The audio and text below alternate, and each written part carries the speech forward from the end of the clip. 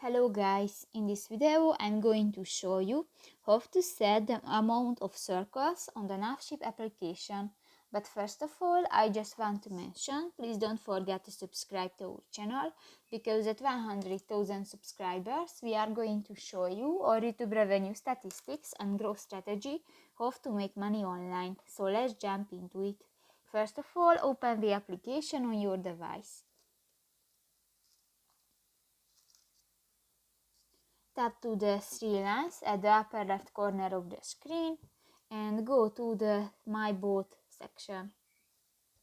Scroll down and in the distance circles option,